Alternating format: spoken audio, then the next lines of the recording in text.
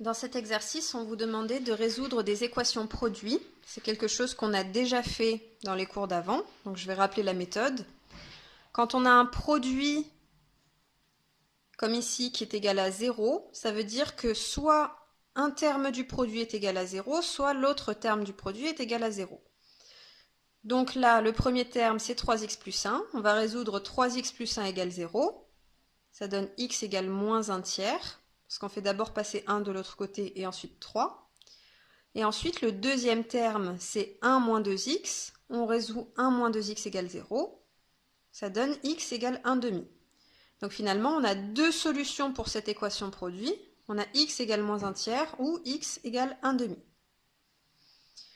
Dans le cas x facteur de x moins 2, là aussi, on a un produit qui est égal à 0 avec deux termes, le terme x et le terme x moins 2.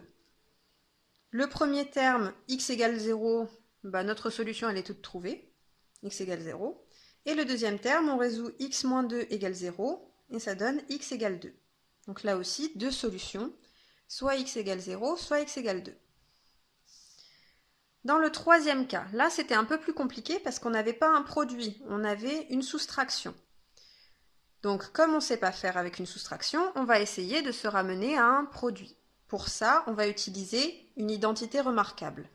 Parce que là, vous remarquez que vous avez un terme au carré moins un terme au carré. Ce qui fait penser à a carré moins b carré. Et a carré moins b carré, ça se factorise en a plus b facteur de a moins b.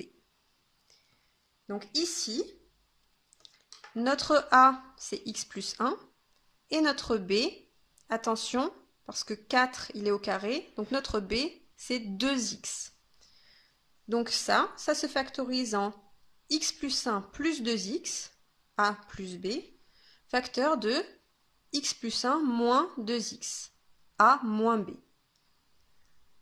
On réduit ce qu'on a dans les deux parenthèses, x plus 2x, ça fait 3x, et il reste 1, donc ça nous fait 3x plus 1.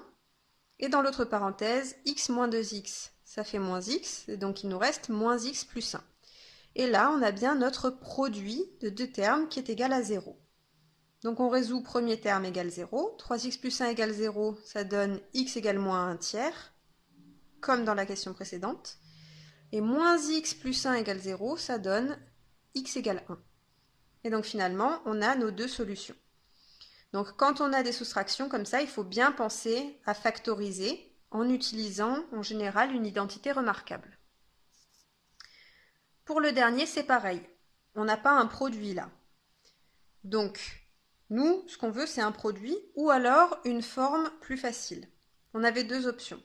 Soit on utilisait, comme avant, l'identité a carré moins b carré, parce que moins x carré plus 9, c'est pareil que 9 moins x carré. Dans ce cas-là, 9 c'était a carré, donc a c'était 3, et x carré c'était b carré, donc b c'était x. Ou alors, on pouvait faire encore plus simple sans s'embêter à factoriser, ce que j'ai fait ici. On fait passer le x carré de l'autre côté, ça devient plus x carré, et on se retrouve avec x carré égale 9. Mais x carré égale 9, on sait le résoudre. C'est x carré égale quelque chose de positif. On a deux solutions, x égale racine de 9 ou x égale moins racine de 9. Donc ça donne x égale 3 ou x égale moins 3.